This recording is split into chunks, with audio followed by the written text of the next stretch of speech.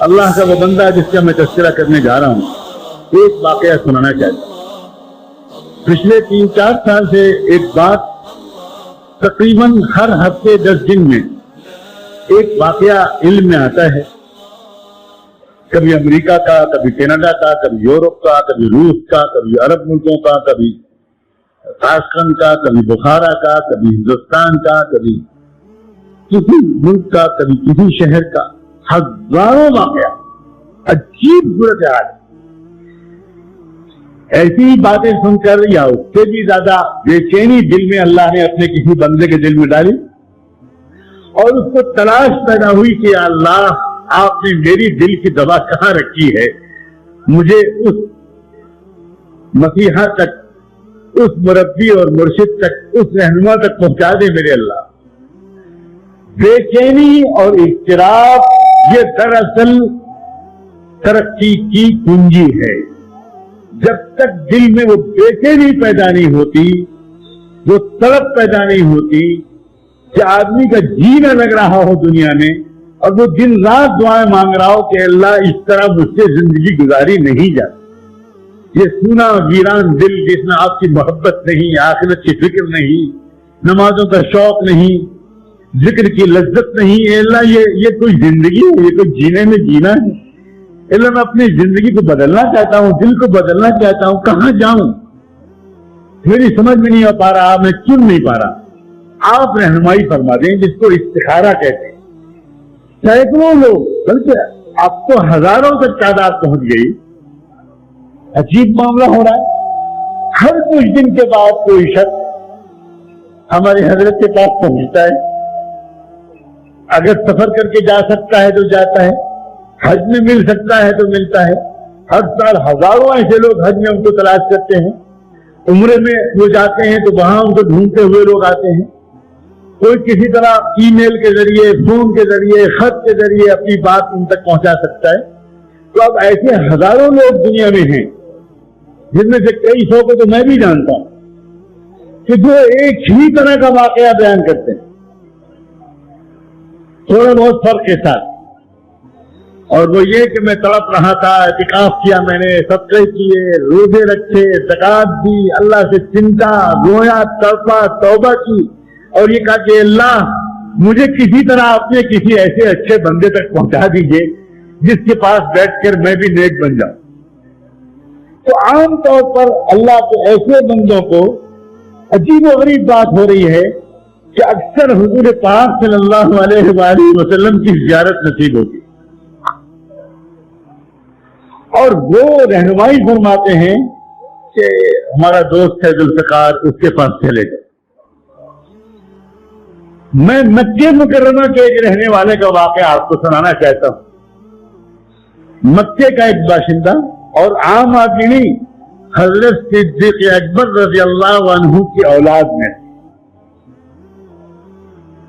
اللہ اکبر، ایک ہی خاندان ہے وہاں، جو گویا مکے سے باہر نکلا ہی نہیں۔ زلزلے آئے، طوفان آئے، جنگیں ہوئی، کچھ ہوا، اس نے طے کر لیا کہ ہم کو یہ در نہیں چھوڑنا۔ اس خاندان کا ایک شخص ہے، یہاں ایک نیک صالح عجیب کیفیت ہے، اس کے دل میں تڑپ پیدا ہو۔ اس نے حضرت کی ایک کتاب پڑھی عربی میں، تصوف و سلوک پر جو کتاب ہے حضرت کی، وہ اس نے عربی میں پڑھی، اور دل میں شدید بے چینی پیدا ہو، اور یہ بے چینی اس کو اس حد تک کر دی کہ پورے حج میں وہ حج کے مجمع میں، بھیڑ میں، عرفات میں، مینا میں، حرم شریف میں، سڑکوں پر گھومتا پھرتا تھا، اور جو نظر آتا کوئی ہندوستانی یا پڑوس کے ملک کا، اس سے پوچھتا تھا کہ اس کتاب کے مصنف کو جانتے ہیں؟ کہیں ملاقات ہو پائے گی میری؟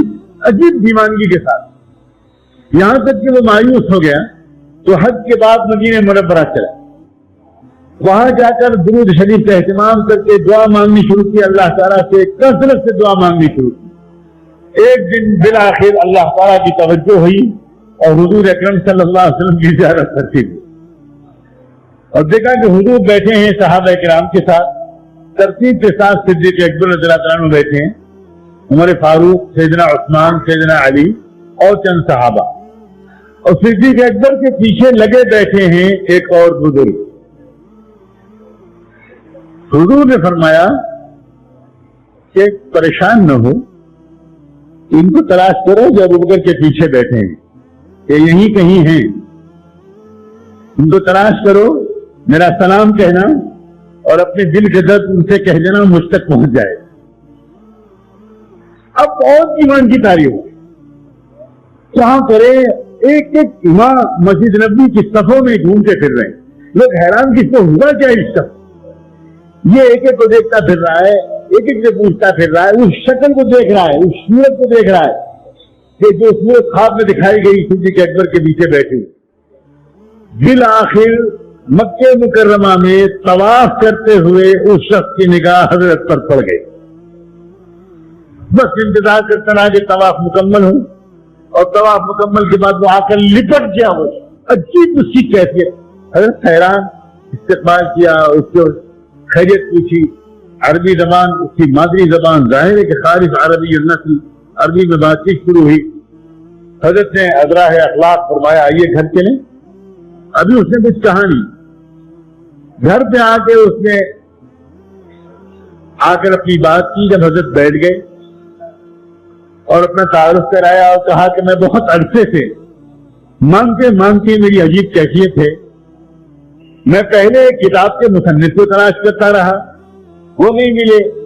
پھر میں نے اللہ تعالیٰ سے بہت دعا مانگی, پھر آپ کی شکل مجھے دکھائی گئی, اور میں آپ کو نہیں جانتا کہ آپ کون ہیں.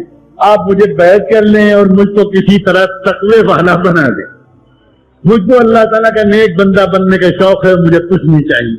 میں گناہوں سے توبہ کر کے اللہ کا نیک بندہ بنانا چاہیے. ابھی تک اس نے نہیں بتایا تھا کہ وہ ہے کون.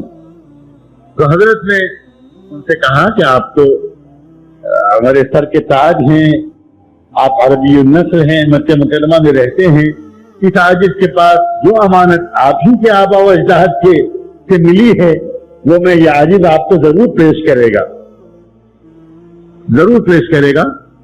آپ انشاءاللہ حرم چلتے ہیں ابھی تھوڑی دیر میں, وہیں بیٹھ کر انشاءاللہ آپ کو بیعت کریں گے. وہاں بیعت کرنے کے بعد اس شخص نے اپنا تعارف کرایا کہ میں صدیق اکبر رضی اللہ عنہ کی اولاد میں.